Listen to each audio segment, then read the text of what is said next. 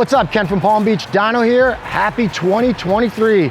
And to celebrate, we picked up our brand new 2023 Bronco Raptor in Azure Gray Metallic. Why don't you go ahead and check it out? I looked all over the internet for pictures and videos of this color on a Bronco Raptor, and there aren't any, so here you go.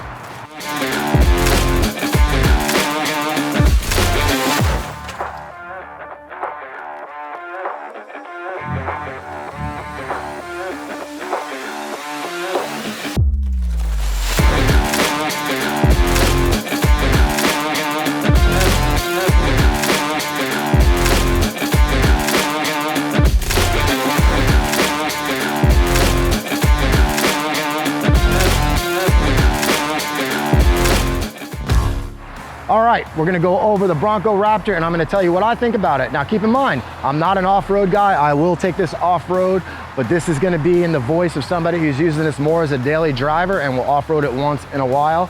We had a wild track Bronco that I built up and we're gonna compare it to that. But first, let's go over the outside of this thing and I'm gonna tell you what I like about it. First off, everybody talks about the fenders. Now in person, they're way better than I thought. It doesn't bother me at all. I thought they were, I'd never even seen a Bronco Raptor till I picked this up. And it actually has a metallic flake in it and it really goes well with the truck. The front of it, I'd honestly rather it say Bronco on it still, but I can deal with that. Right here is the star, or one of the stars of the big differences between my Bronco Wild Track and this one, and it's the suspension. This has Fox active suspension, and we're gonna explain that to you a little bit more when we're driving it, but it makes a huge difference. Now remember, I'm comparing this to my Bronco Raptor that had an Icon lift, a MagnaFlow muffler, 37s, wheels. In fact, let's go over the cost comparison of that so we can really evaluate if the Bronco Raptor is worth it. So first off, we've got the Wild Track Bronco. The base price on that was $50,570. With options, we're at $58,000.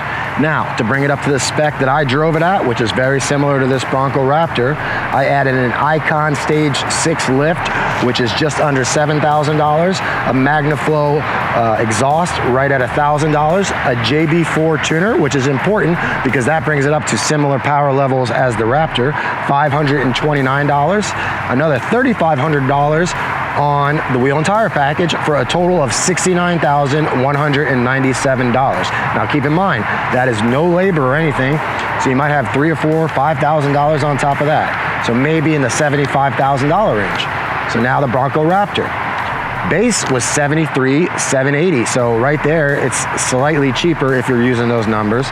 But to bring it up to a similar type setup, we had the $2,300 Lux package, 17-inch beadlock capable wheels, carbon fiber appearance package inside, and the storage bag, bringing the total to $82,920. So we're talking about roughly $14,000 difference. Now, is it worth it? Well, I already mentioned the suspension. Let's take a look at it again, man. It's really, really cool. Maybe we'll put some pictures up. There's some awesome stuff on the internet that shows you the differences between this chassis and the Bronco. Now you gotta remember, it's not just the suspension, there's other differences. We're not gonna go into all that technical stuff here. I wanna go as far as my interpretation of how it drives. One other cool thing is this comes set up with some lights here. Now I have seen some people take these out immediately and put something else in there, but it's really nice that it comes set up for that already. Another thing it comes set up with is rock rails. For those of you guys that don't off-road a lot, this piece right here is structural. So if you're off-roading and you have to lay this onto a rock or against something, it's not gonna bend. Now, of course, you're not gonna go off-roading with those steps. That's obviously more of a daily driver type thing, and those are gonna stay on. And then the times when we do go off-roading with it, I believe it's 6 bolts, comes right off. And then, you know, as tall as it is, my wife drives it. Some people may leave those off, but those are gonna stay on the street. One cool thing that they thought about on the fenders was they made this piece replaceable, assuming, I guess, that people are gonna damage that more than any other part of the fender. So this piece, I believe, just pops right out and you put a new one in. Same thing with these pieces. I did see an internet video, Light Bright, they ripped that off when they took theirs out. I don't believe you even have to have that on there. That's probably more of a rule as far as tire coverage. So you might want to pull that off. Tail lights are different. I'm not sure which ones I like better. These are a little bit more aggressive looking for sure. Very cool. You've got the Raptor insignia. And then let's talk about this unit. Now, of course, you have to have a spare tire. I don't know if they could have lowered this anymore, but rear visibility in this thing is really rough. Now, I can't compare that to the other Bronco because I never went ahead and put the 37 on the back, but I can tell you, driving this thing at my height, it's a little tough to see out back, and I'm sure my wife can't see anything. So let's go ahead and jump in and take it for a ride, and we'll talk a little bit more about the suspension and that 3-liter engine, another star of this vehicle. All right, one thing that is probably one of my favorite things on this vehicle and adds zero performance is the dash. Now, I do have a GT500 that has a full digital dash, but they did a phenomenal job on the artwork here. And it's similar to the newer F-150, which I was jealous with on my GT500. The GT500 is a little bit stripped down, very minimalistic.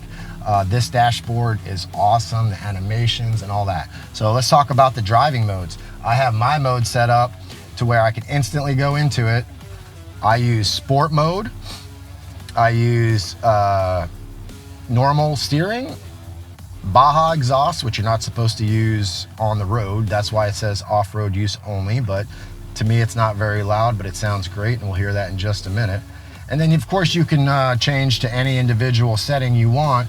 I believe if you hit the Raptor button again, it tells you everything that you're in. I'm in sport, overall sport mode, normal steering, sport suspension, Baja, and the other cool thing that I realized is the start stop is part of my mode.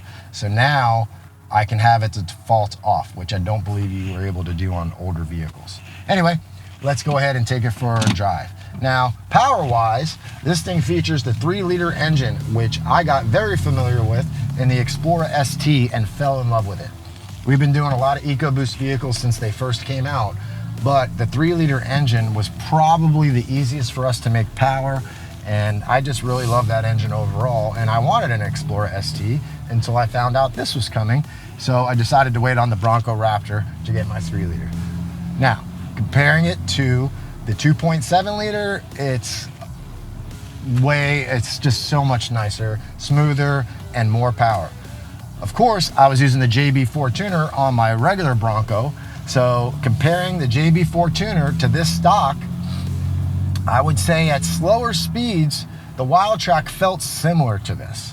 Where this really seems to be a big difference is out on the highway at any speed. You know, it just really takes off. So let's go ahead and hear the exhaust real quick.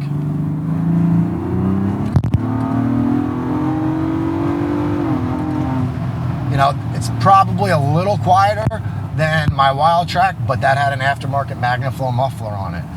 The nice thing is since this is adjustable, you can put it in quiet mode or any mode. I live in a pretty quiet neighborhood, and before I drive down the street with either my GT500 or now this, I always put it in quiet mode. So what else about this? Of course, there's a lot of little things that make it look nicer. I did get the carbon fiber upgrade package. That's not standard. One other major difference that may be a factor for off-road people are the paddles. Right here you have the magnesium paddles, similar to a GT500, right on the steering wheel, and this is so you can shift the vehicle when you're in manual mode. A normal Bronco does not have these. They put it onto the shifter, similar to a lot of cars put it there. I thought that was a weird choice, being an off-road vehicle where you might actually have the need for manual mode more often. It sure would be nice to keep your hands on the steering wheel and use the paddles. They thought about that on the Bronco. The other cool thing that I noticed is this is the same transmission as the regular Bronco. It does have some upgrades to the transfer case and I believe the torque converter. I did not try to manually shift our other Bronco because the button was on the shifter and it's just not that intuitive. With this vehicle, it seems to shift a lot quicker than I would expect for an automatic shifter on paddles. So let's go ahead and try that really quick over here. Oh, maybe not. What's up, officer?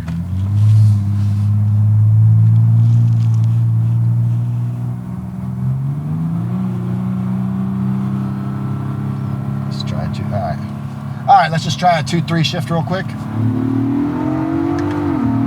I mean, to me, that's It's not as fast as my DCT GT500 for sure, but it's pretty fast. They've made some great improvements in the manual shifting on these 10-speed transmissions over the years, and I'd say this is probably one of the fastest ones I've ever seen shift.